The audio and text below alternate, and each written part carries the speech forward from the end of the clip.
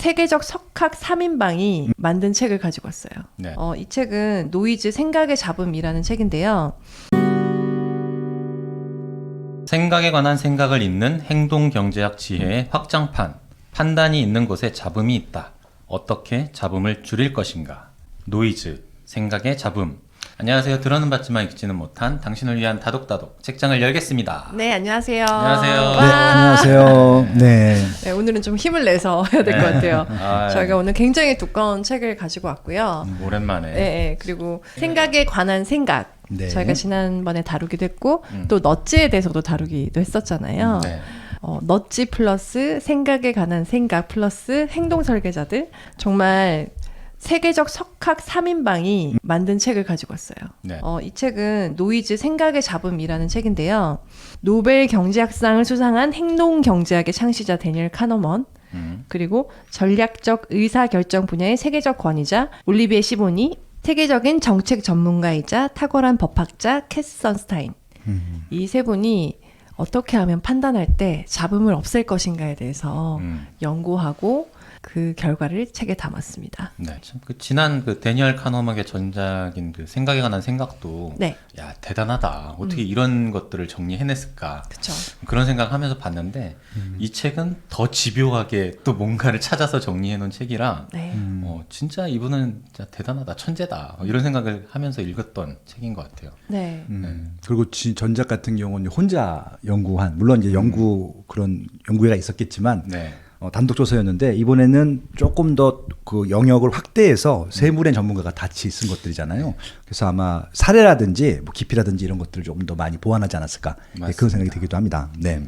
그래서 저희가 왜 편향에 대한 책은 좀 많이 다뤘던 것 같아요. 네. 그래서 우리 투자할 때도 이거 올라 막 이렇게 생각하기도 하고, 아니면 내가 보고 싶은 것만 보는 편향. 확증 편향. 네, 굉장히 많은 편향들이 있었잖아요. 네. 그런데 편향뿐만 아니라 우리의 판단에는 잡음이 존재한다. 사람들은 왜 거기에 대해서 알지 못하고 또 연구하지 않았는가? 네. 우리는 여기에 대해서 밝히기로 하겠다라고 네, 출사표를 던지는 책입니다. 그렇죠. 판단이 있는 곳엔 잡음이 있다. 네. 이것들 전제에 두고 결국은 이런 나쁜 결정들을 이끄는 잡음은 왜 발생하고 어떻게 우리가 보완해야 되는지 한번 낱낱이 한번 파헤쳐 보도록 할까요? 네, 그래서 네. 또 이런 잡음에 어떤 것들이 있는지부터 좀 얘기를 해드려야 네.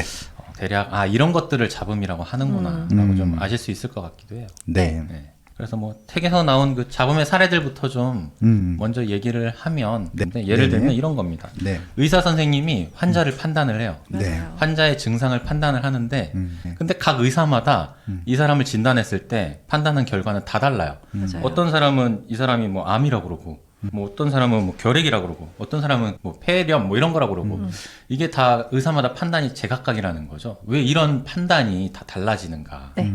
이런 것도 일종의 잡음이 섞여서 그렇다. 네. 이런 얘기를 하고 있고 네. 또 재미있는 사례가 또 나오는 게 어떤 개발자한테 네. 어떤 똑같은 프로젝트 과제를 제시하고 이게 얼마가 걸릴지를 2번에 걸쳐 물어봤대요. 근데 처음에 물어봤을 때와 두 번째 물어봤을 때 그 시간의 그 차이가 네. 엄청나게 차이가 났다는 거예요. 왜 이런 차이가 발생할까? 이것도 어떤 잡음이 영향을 준 결과다라고 얘기를 하는 거죠. 네. 그래서 아까 예시 중에서 또 양육권을 결정할 때 그럴 때도 그렇죠. 이 아동을 위탁기관에 지금 보내야 할까 말아야 할까, 혹은 또 주식 오릅니다, 내립니다, 이런 예측 상황이 있잖아요. 아니면 실업률이 상승할 것입니다, 하락할 것입니다, 이런 예측 같은 거에도 잡음이 발생하고 있다라고 보고 있고요. 그리고 특허권을 줄지 말지 이런 것들도 개인의 그냥 잡음에 따라 판단을 한다는 거예요.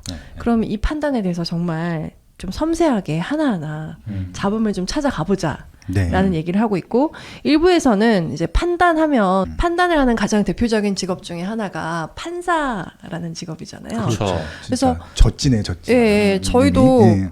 그 어떤 사건에서 이 사건은 진짜 너무 심각하니까 몇 년 이상은 구형 받겠지 이렇게 생각하는 사건이 있는데 생각보다 네. 너무 가벼운 형량이 내려지기도 해요.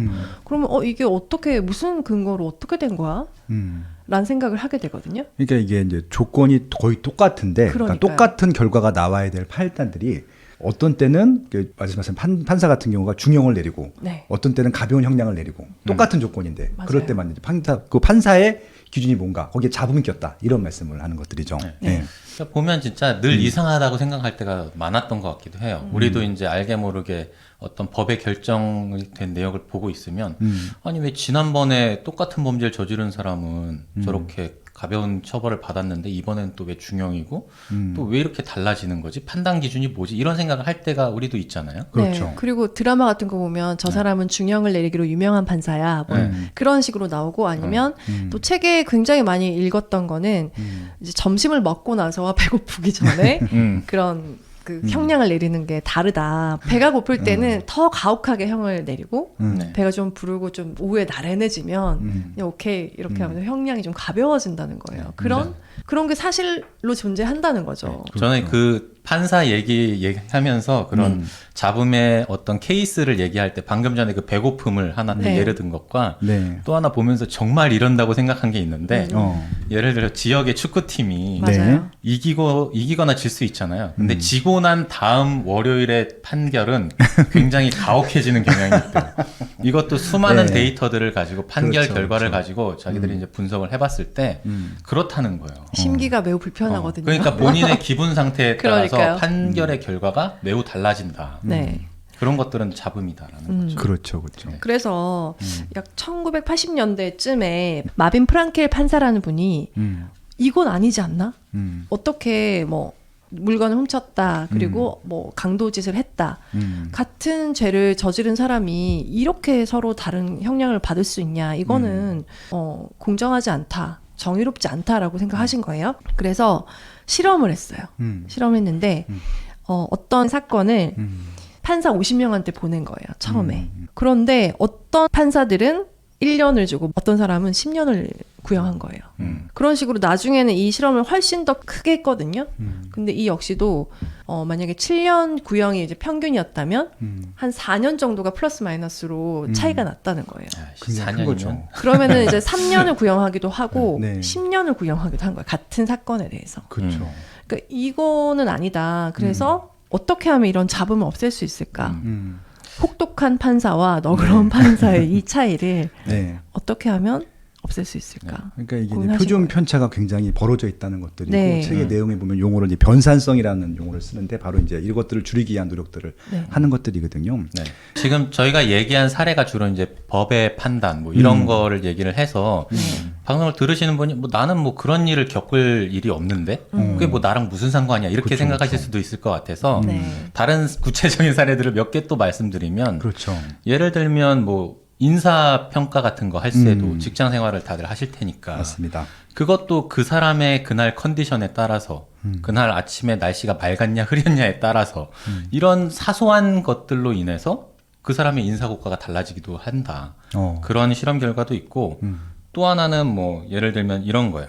내가 운전을 했다가 사고가 났어. 그럼 이제 사고를 이제 보험사에서 처리를 해주잖아요. 근데 그 보험 평가를 하는 그 손해사정사 그분이 어떤 사람이냐에 따라서도 나의 그 보험료가 뭐 인상될 확률이라든가 보험료의 책정 수준이라든가 이런 것들이 완전히 다 달라질 수 있다. 네. 그것도 일종의 잡음 중에 하나다라는 거죠. 그러니까 나의 일상생활과 좀 밀접하게 좀 관련이 돼 있다. 네. 그래서 그런 것들을 좀 인지할 필요가 있다라는 얘기를 하고 있어요. 네, 이런 데니얼 카너먼의 책을 우리가 주목하는 이유는 이 책이 뿌리가 돼서 이 다음 연구와 다음 책들이 나오는 것 같아요. 그 다음 생각들. 네. 그래서 생각에 관한 생각을 보고 이 내용에 한번 주목해서 나의 경험이 이랬어요.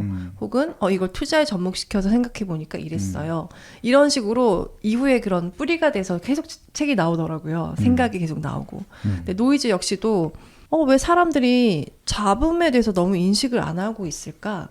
그건 우리가 좀 잡음을 인정하기 싫어한다는 심리적인 요인이 있더라고요. 그렇기 때문에 우리는 뭐 판사니까 잘 선택했겠지. 그리고 어떤 판사 뭐 가혹한 판사도 있고 너그러운 판사도 있는데 그런 차이가 꼭 없어야 되는 건 아니잖아.